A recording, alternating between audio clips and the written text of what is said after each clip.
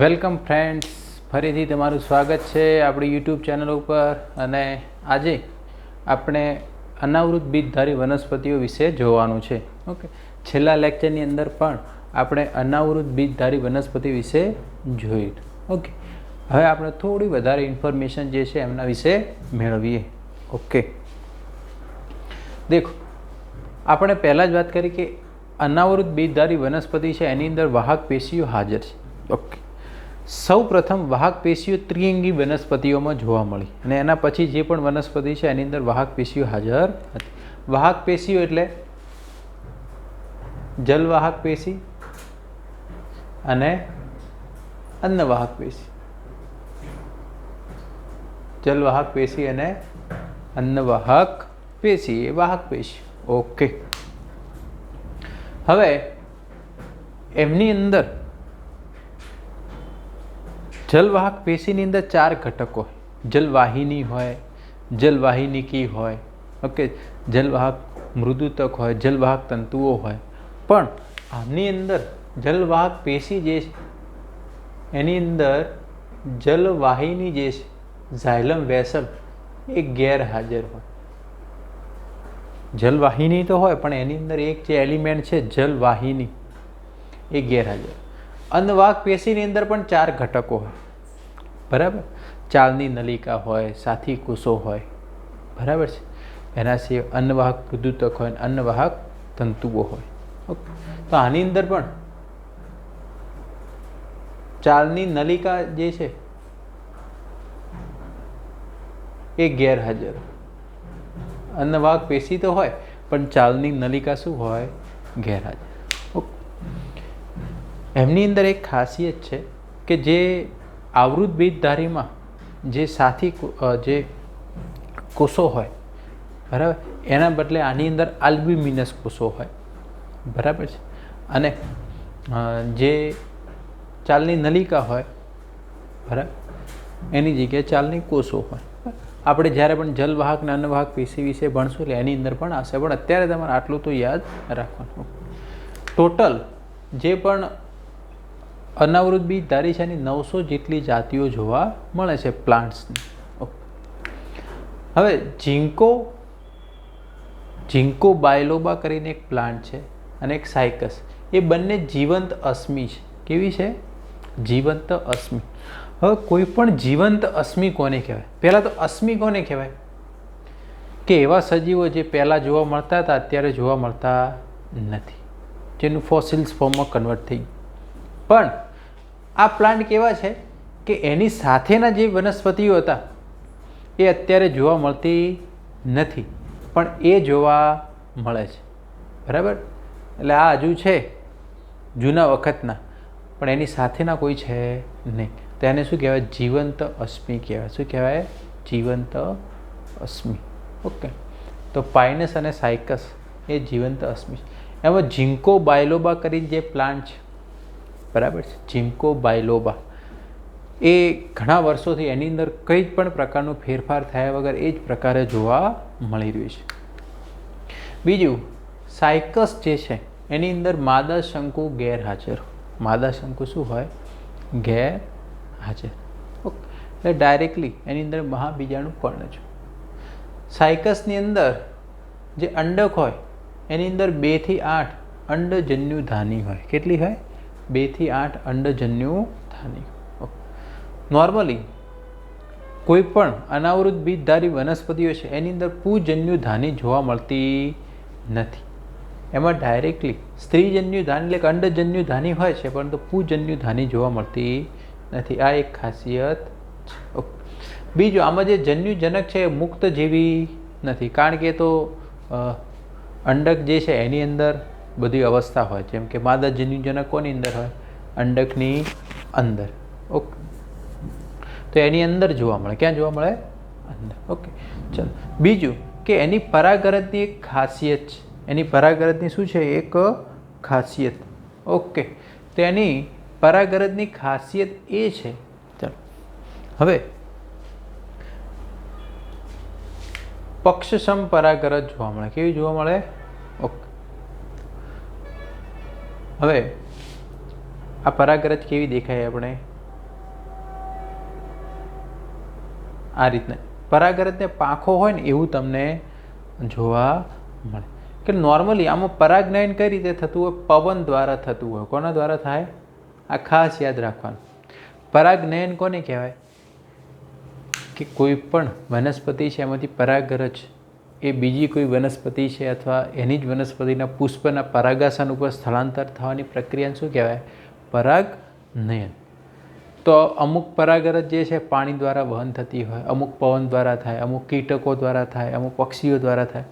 પણ આમાં કમ્પલસરી કોના દ્વારા થતું હોય? પવન દ્વારા જ પરાગનયનની પ્રક્રિયા થાય. જેમ કે નર શંકુ છે, એની અંદર ધારો કે પરાગરજ બની. શું બની? ઓકે. તો એ માદા શંકુ સુધી પહોંચવા માટે કોનો સપોર્ટ લેશે? પવન. ઓકે.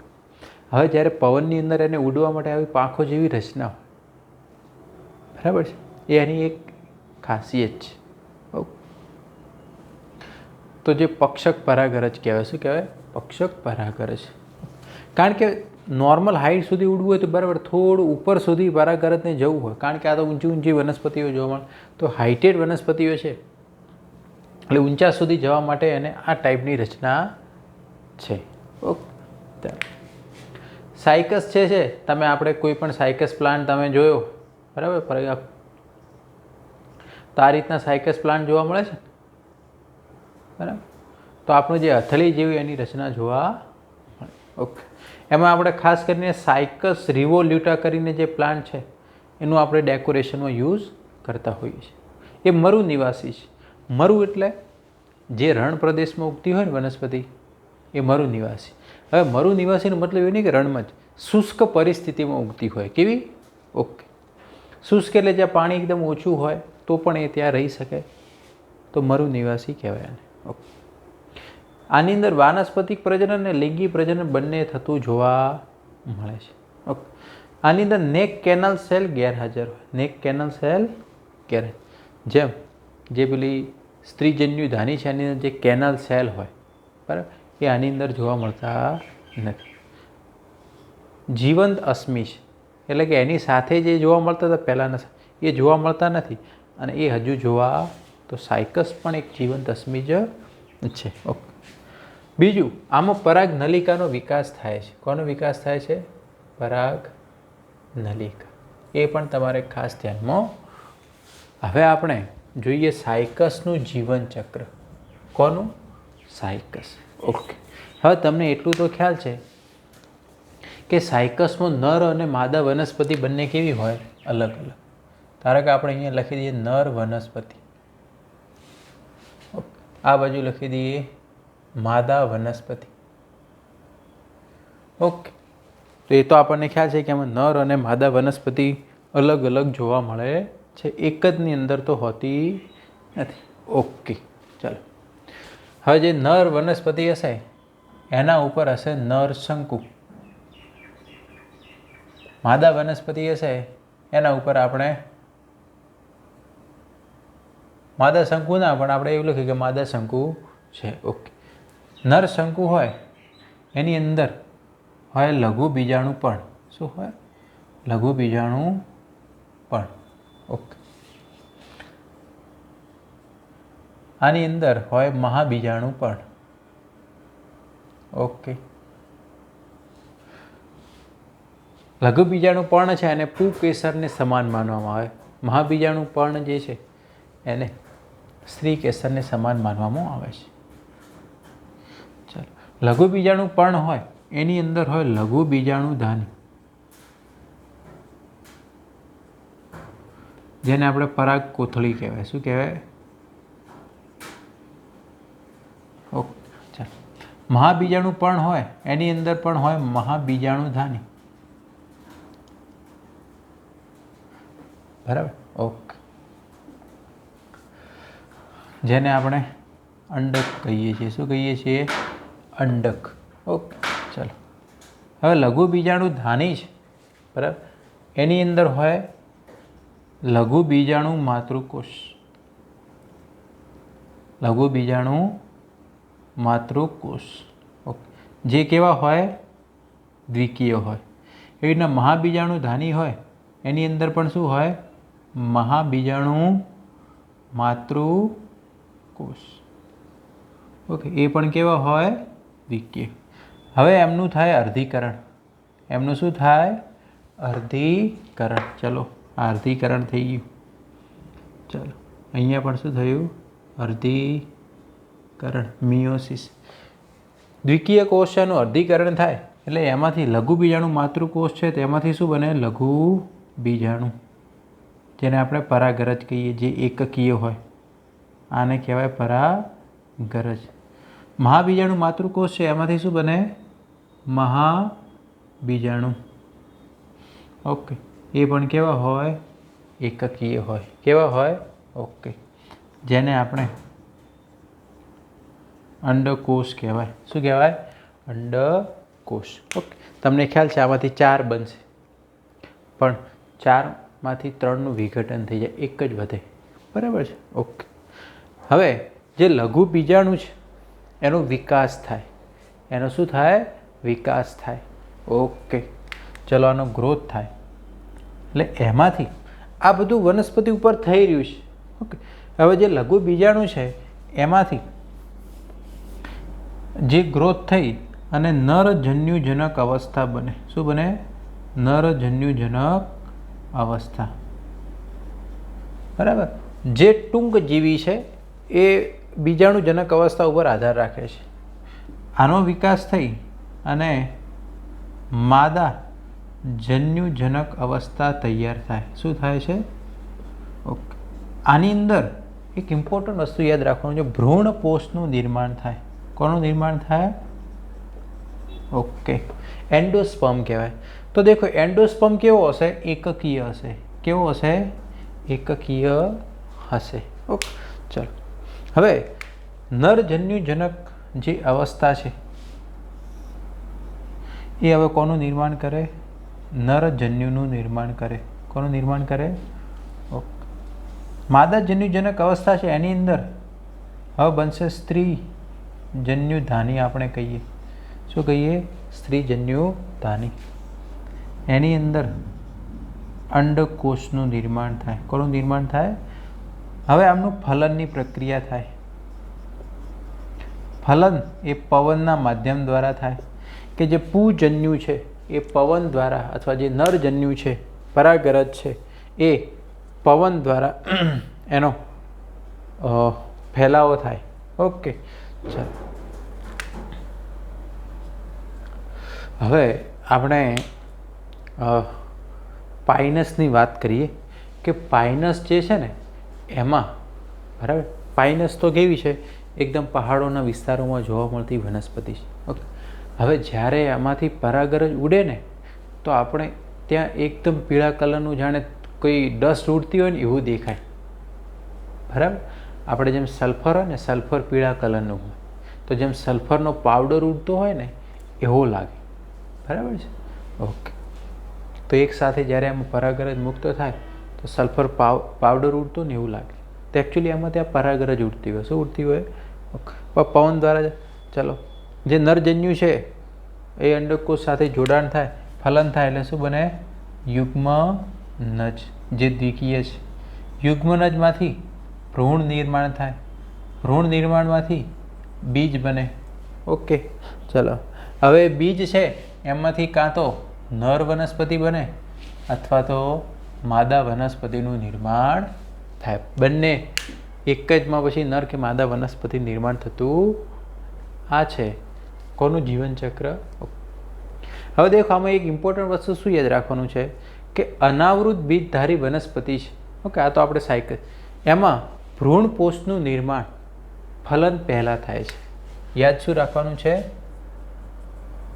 કે ભ્રૂણપોષ જે છે એનું નિર્માણ ફલન પહેલાં થાય છે. અને ભ્રૂણપોષનો જે કોષ હોય એ કેવો હોય? એકકીય હોય. કેવો હોય? એકકીય હોય. આટલી વાત તો તમારે ખાસ મગજની અંદર ઉતારી લેવાની. આ કમ્પેરિઝન જે છે આપણે આગળ કરીશું ને એટલે તમને એકદમ વધુ વ્યવસ્થિત ખ્યાલ આવશે. ઓકે, ચલો, હવે આપણે આગળ જોઈએ. બરાબર છે? હવે આપણે પાઇનસ વિશે જોઈએ. કોના વિશે જોઈએ?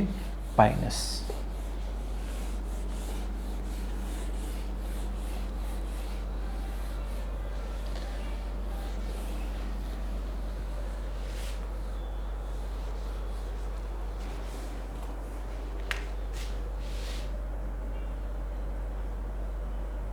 પાઇનસ જે છે ને એ જૂનામાં જૂનું વૃક્ષ છે,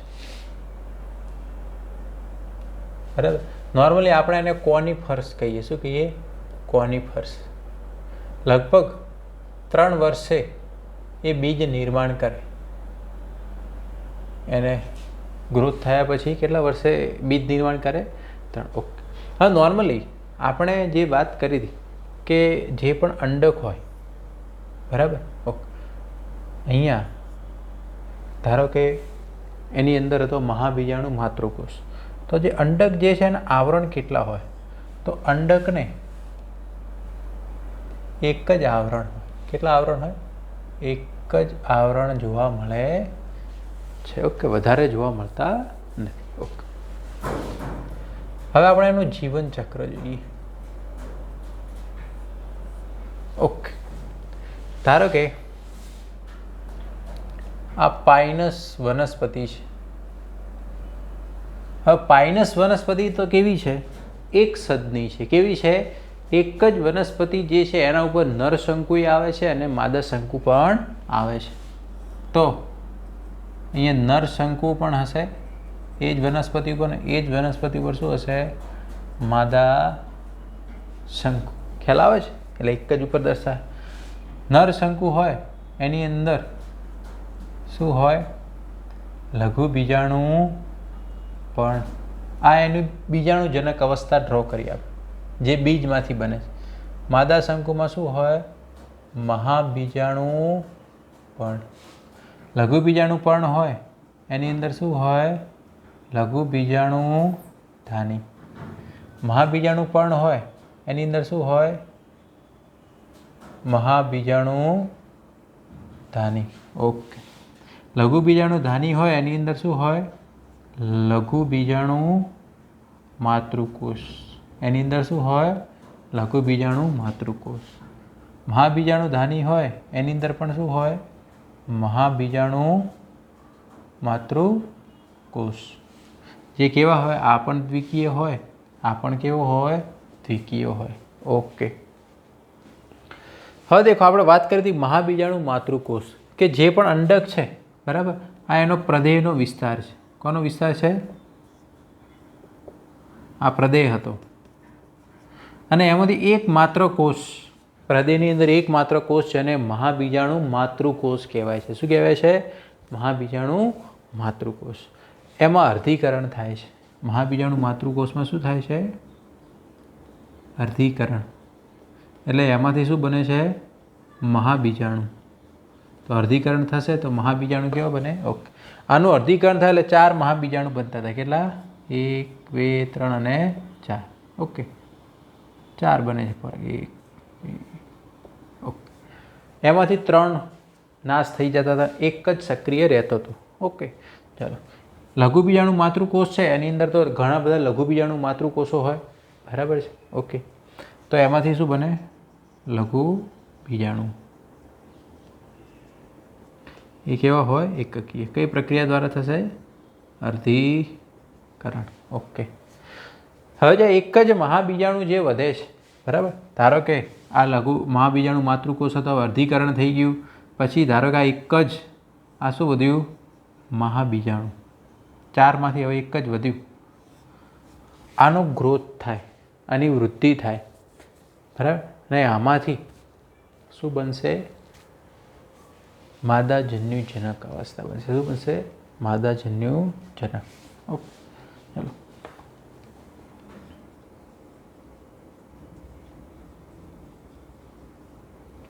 એ દરમિયાન એમાંથી માદાજન્યુનું નિર્માણ થશે. કોનું નિર્માણ થશે? એટલે કે અંડકોષ. લઘુ બીજાણુ છે એનો ગ્રોથ થશે, બરાબર. એમાંથી નરજન્યુ જનક અવસ્થા તૈયાર થશે. એટલે જન્યુજનક અવસ્થા છે આની અંદર કેવી છે? ટૂંકજીવી છે. એ બીજાણુજનક અવસ્થા પર જ છે. ઓકે. ને ખાલી જન્યુનું નિર્માણ કરવા પૂરતી જ છે. નરજન્યુજનક અવસ્થા છે એ નરજન્યુ બનાવે. શું બનાવે? જેને આપણે પરાગરજની અંદરના જન્યુ કહીએ. ઓકે, ચાલો. જ્યારે હવે એની ફલનની પ્રક્રિયા થાય એટલે શું બને? યુગ્મનજ. યુગ્મનજમાંથી શું બને? ભ્રૂણ બને. ભ્રૂણમાંથી શું બને? બીજ. અને એ બીજમાંથી ફરી પાછું પાઇનસ વનસ્પતિ બનશે. ઓકે, આ રીતના એની અંદર પ્રક્રિયા થતી હોય છે. તો એકદમ ઇઝી કોન્સેપ્ટ છે, ખ્યાલ આવી જાય એવું છે. પહેલાંમાં કેવું હતું? અલગ અલગ વનસ્પતિઓ હતી. આની અંદર એક જ વનસ્પતિ છે. ઓકે, ચાલો હવે આપણે અમુક વનસ્પતિ છે એનું મહત્ત્વ જોઈએ. બરાબર. પાઇનસની અમુક વનસ્પતિ છે. પાઇનસ જેરાડિયાના, એના જે બીજ જે છે એ ખાવા લાયક છે. કેવા છે? ખાવા લાયક. ઓકે. પછી જે એક પ્લાન્ટ છે જુનિપેરસ, એમાંથી પેન્સિલ બનાવવામાં કામ લાગે. જુનિપેરસ પ્લાન્ટનું જે પ્રકાંડ હોય એક સ્પેશિયલ એની સુગંધ હોય, એના કારણે એનો પેન્સિલ બનાવવામાં ઉપયોગ થાય છે. જુનિપેરસ. ઓકે, ચાલો. પછી જે ટર્પીન મળે છે, બરાબર, ટર્પીન જે મટીરિયલ છે એ પણ આપણને કોનિફર્સમાંથી મળે છે. શેમાંથી મળે છે? કોનિફર્સમાંથી મળે છે. ઓકે, ખ્યાલ આવી ગયો? પછી બીજું તમારે એક ધ્યાન રાખવાનું છે કે આની અંદર બેવડું ફલન જોવા મળતું નથી. આવૃત બીજધારી જે છે એના પછી જોઈશું, એની અંદર બેવડું ફલન જોવા મળશે. ઓકે, એ તમારે ખાસ ધ્યાનમાં રાખવાનું. આની અંદર દ્વિતીય વૃદ્ધિ થાય છે. દ્વિતીય વૃદ્ધિ થાય છે. દ્વિતીય વૃદ્ધિ કોને કહેવાય? કોઈ પણ વનસ્પતિ છે એનો ગ્રોથ થાય એટલે પહેલાં એની લંબાઈમાં વધારો થાય, પછી એની જાડાઈમાં વધારો થાય. શું થાય? એની પહોળાઈમાં, ગર્થમાં વધારો થાય. એને દ્વિતીય વૃદ્ધિ કહેવાય. શું કહેવામાં આવે? દ્વિતીય વૃદ્ધિ. તો આપણે ત્રિઅંગી સુધી ક્યાંય થતું નથી. જ્યારે આની અંદર દ્વિતીય વૃદ્ધિ થાય છે. અનાવૃત ને આવૃત બીજધારી વનસ્પતિઓમાં દ્વિતીય વૃદ્ધિ જોવા મળે છે. ઓકે, હવે જે પાઇનસ વનસ્પતિ છે એની અંદર તમને એમ પૂછવામાં આવે કે એમાં રંગસૂત્રોની સંખ્યા કેટલી હોય. હવે પાઇનસ વનસ્પતિ એટલે એ કેવી કહેવાય? એકકીય કહેવાય? દ્વિકીય? એ દ્વિકીય કહેવાય. તો 2n બરાબર એમાં 24 હોય. કેટલા હોય? 24. હવે તમને એમ પૂછવામાં આવે કે પાઇનસની અંદર એના ભ્રૂણપોષની અંદર રંગસૂત્રો કેટલા હોય.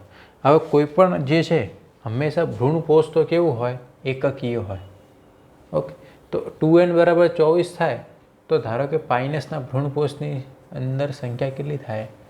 12 થાય. કેટલી થાય? 12 થશે. તમને એમ પૂછવામાં આવે કે પાઇનસની અંદર જે અંડકોષમાં રંગસૂત્રો કેટલા હોય? તો 12. અંડકોષ તો એકકીય હોય.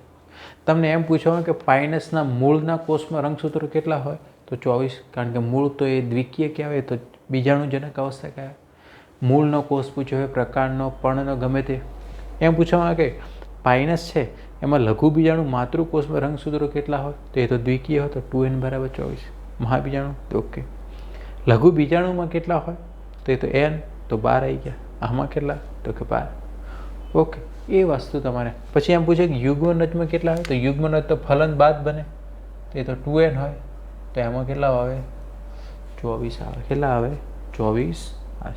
તો આ એક અમુક ઇમ્પોર્ટન્ટ ટર્મ છે જે તમારે ખાસ ધ્યાનમાં રાખવા જેવા છે. બરાબર છે? તો આના જન્યુજનક અને બીજાણુજનક અવસ્થાની વાત કરવામાં આવે, બરાબર, તો જેમ દ્વિઅંગી અને ત્રિઅંગીઓની જેમ આની અંદર જે પણ જન્યુજનક અવસ્થા છે એ મુક્ત જીવી એટલે કે સ્વતંત્ર હોતી નથી. એ જે છે બીજાણુજનક અવસ્થા સાથે જોડાયેલી રહે છે. ઓકે, હવે જ્યારે ફલનની પ્રક્રિયા થવાની હોય, ઓકે, એટલે કે જે પરાગરજ જે છે, ઓકે, એ પવન દ્વારા મુક્ત થાય છે. અને જે ખાસ કરીને જે માદા જન્યુજનક અવસ્થા, બરાબર, કે જે માદા શંકુ છે, બરાબર, એની અંદર જે ખુલ્લા છિદ્રો હોય એની અંદર એ દાખલ થશે. બરાબર છે, અને ત્યાં એની પ્રક્રિયા થશે. એ રીતના એમાં ફલનની પ્રક્રિયા થાય. ઓકે, આટલી વસ્તુ તમારે ખાસ ધ્યાનમાં રાખવાની છે. એટલે કે જ્યારે પણ ફોર એક્ઝામ્પલ કે આ રીતે છે ને, અહીંયા ધારો કે અંડક છે ને, આની અંદર અંડકોષ છે. ઓકે, ધારો કે છિદ્રો, અહીંયા ધારો કે પરાગરજ આવે છે. ઓકે, તો અહીંયા પછી પરાગ નલિકાનો વિકાસ થાય. કોનો વિકાસ થાય? પરાગ નલિકા. કોનો વિકાસ થશે? પરાગ નલિકાનો વિકાસ થશે. બરાબર છે? ખ્યાલ આવે કે જે પણ નર શંકુ હોય એની અંદર જે પરાગરજ બને. ઓકે, પરાગરજ બનવાની પ્રક્રિયા તમને ખ્યાલ છે, એ પવન દ્વારા મુક્ત થાય. ઓકે, જે માદા શંકુ હોય એની અંદર અંડકની અંદર અંડકોષ હોય. શું હોય? ઓકે, પવન દ્વારા મુક્ત થયેલી પરાગરજ જે છે એ જે સ્ત્રી જે માદા શંકુ છે, બરાબર, એની જોડે આકર્ષાય છે અને એના જે ખુલ્લા છિદ્રો છે એની મારફતે અંદર દાખલ થઈ અને પછી પરાગ નલિકા વિકસે. શું વિકસે? પરાગ નલિકા. અને અંદર દાખલ થઈ અને એ અંડકોષ જોડે પરાગ ગરજની અંદર રહેલા જે નરજન્યુ જોડે એનું ફલન થાય છે. અને ફલન બાદ યુગ્મનજ બનશે, એમાંથી ભ્રૂણ બનશે અને બીજ નિર્માણ થશે. જ્યારે બીજ નિર્માણ થાય છે એટલે બીજ જે છે એ ખુલ્લા હોય, નગ્ન હોય. બરાબર, કારણ કે એમાં બીજાશય હોતું નથી, એટલે કશી એનાથી આવરણ રહેવાનું છે ને. એટલા માટે તો એને કેવા કીધા? અનાવૃત બીજધારી વનસ્પતિઓ તરીકે ઓળખવામાં આવે છે. તો અમુક પોઈન્ટ્સ જે છે એ તો તમારે ખાસ આની અંદર ધ્યાનમાં રાખવાના છે. ઓકે, હવે એક એક્ઝામ્પલ જોઈએ. બરાબર, હવે તમને એમ પૂછવામાં આવે કે કોઈ એક અનાવૃત બીજધારી વનસ્પતિ છે. બરાબર, કેવી વનસ્પતિ? અનાવૃત બીજધારી વનસ્પતિ છે. બરાબર, એના પ્રદેહના કોષમાં એના પ્રદેહના કોષની અંદર 12 રંગસૂત્રો છે. કેટલા રંગસૂત્રો છે? 12. ઓકે, તો નીચે આપેલા કોષની અંદર રંગસૂત્રોની સંખ્યા જણાવો. જેમ કે યુગ્મનજ ની અંદર કેટલા હશે? ઓકે, પછી એમ પૂછે કે એના ભ્રૂણ કોષમાં કેટલા હશે? આ બીજો.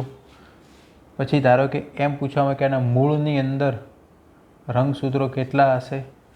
ઓકે, એના અંડકોષમાં રંગસૂત્રો કેટલા હશે? તો આનો જવાબ કઈ રીતે રહેશે? જેમ કે પ્રદેહના કોષની વાત કરી કે 12. હવે પ્રદેહનો કોષ કેવો હોય? પ્રદેહનો કોષ દ્વિકીય હોય. પ્રદેહનો કોષ કેવો હોય? તો અહીંયા 2n બરાબર 12 આપ્યા, તો n બરાબર કેટલા થાય? 6. હવે જે યુગ્મનજ છે એ કેવો હોય? દ્વિકીય હોય. તો 2n બરાબર કેટલા આવે? 12. યુગ્મનજ કેવો હોય? દ્વિકીય. તો અહીંયા 2n બરાબર તો કેટલા થયા? 12. ભ્રૂણ કોષ છે એ અનાવૃતમાં કેવો હોય? એકકીય હોય. તો આમાં કેટલા આવે? 6. મૂળનો કોષ હોય એ દ્વિકીય હોય, તો આમાં 12 આવશે. કેટલા રંગસૂત્રો હશે? મૂળના કોષમાં 12. અંડકોષમાં કેટલા હશે? તો એમાં પણ 6 જ આવશે, કારણ કે અંડકોષ કેવો હોય? એકકીય હોય છે. ઓકે, તો આ રીતના પ્રશ્ન પણ કદાચ પૂછાઈ શકે છે. ઓકે, તો આટલી બાબત તમારે આની અંદર ધ્યાનમાં રાખવાનું છે. બાકીનું જે છે આપણે નેક્સ્ટ લેક્ચરની અંદર જોઈશું. તો આઈ હોપ તમને આની અંદર ખ્યાલ આવી ગયો હશે. Thank you.